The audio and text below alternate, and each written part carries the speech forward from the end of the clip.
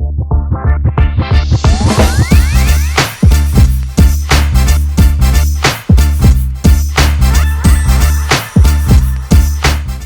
नया reality show आ गया है। जिस तरह से सलमान भाई रोजगार देने की योजना चलाते हैं, उसी तरह से भाई रियलिटी शोज में भी यही सब चलता है। जियो हॉटस्टार खास तौर पर बड़े सारे सेलिब्रिटीज आए हैं भाई, 50 सेलिब्रिटी।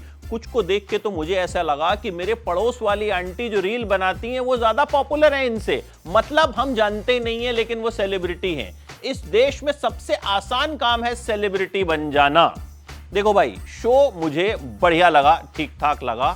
प्लस माइनस जो भी है वो डिस्कस कर लेते हैं। 50 कंटेस्टेंट हैं, 50 दिन का शो है। शो का नाम भी रख दिया गया 50। अब लोग कह रहे हैं बिग बॉस की कॉपी है, तो बिग बॉस कौन सा ओरिजिनल है? वो भी तो बिग ब्रदर की कॉपी है। तो भैया एक महल है, वहां पे इन 50 कंटेस्टेंट्स को एंटर करना था, लेकिन एंट्री से पहले एक टास्क। अब यहां वो होस्ट नहीं लेकर के आए। अब किसको लाते? भाई सलमान खान से बड़ा होस्ट है हिंदुस्तान में, उनको बिग बॉस वालों ने ले रखा है। हर साल बोल देते हैं कि सलमान फीस बढ़ा रहे हैं, अगले साल होस्ट नहीं करेंगे, फिर होस्ट करते हैं। खैर ये अपनी तरह की मार्केटिंग और प्रेशर टैक्टिक्स हो सकती हैं। तो इस बार क्या किया, होस्टिंग नहीं रखा, एक आदमी को कुछ मुखौटा पहना दिया और वही होस्ट कर रहा है। तो 10 की टीमें बना दी गई, कैप्टन बना दिए गए, एक टास्क हुआ। फिर उस टास्क में जो है कुछ भसड़ हुई। करण पटेल अपने रमन भल्ला और सिद्धार्थ भारद्वाज के बीच में, जो कि वही लग रहा था कि यार बिग बॉस में तो यार मतलब ये तो बच्चों वाली लड़ाई है यार, हम तो वो सब देख चुके हैं। डॉली बिंद्रा उठा फेंक के मारती थी, मजा तो उसमें आता था। तो खैर टास्क वास्क हुआ। उसके बाद जो 10 कैप्टन्स हैं उनसे बोला गया कि भाई अब आपको एक बंदे को जो है बाहर करना है।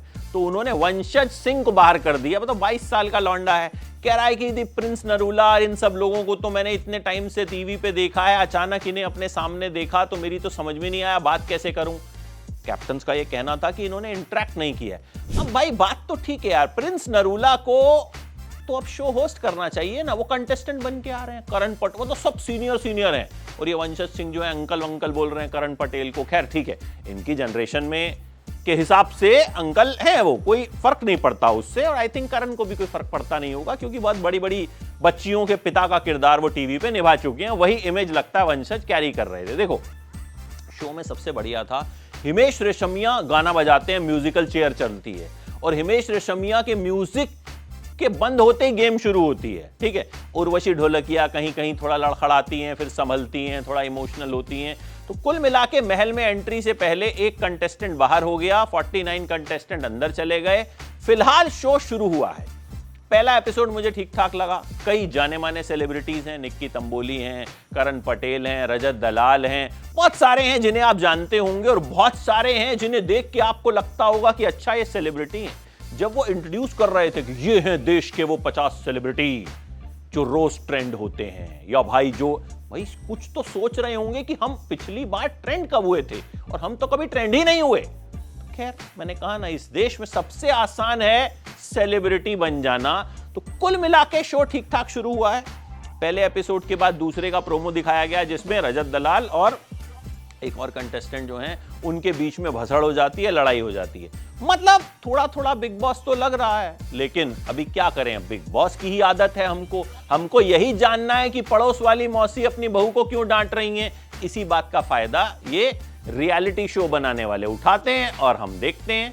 तो आगे के एपिसोड में देखते हैं क्या कुछ होता है। फिलहाल जो रजत दलाल और दिग्विजय के बीच में पंगा दिख रहा है, उसको बहुत हाईलाइट भी किया जा रहा है, क्योंकि ऐसे शोज को प्रमोट ही नेगेटिविटी से किया जाता है कि अरे उसको बाहर निकाल दिया, अरे ये हो गया, अरे वो हो गया। ये लोग खुद ही खबरें लीक कर देते हैं और फिर ट्विटर पे चलता रहता है, और कभी खंडन नहीं करते, क्योंकि ऐसे शोज प्रमोट ही इस तरह से होते हैं। तो भाई मुझे कुल मिला के पहला एपिसोड ठीक ठाक लगा, ओके लगा, ना बहुत माइंड ब्लोइंग लगा और ना ही बहुत बेकार लगा।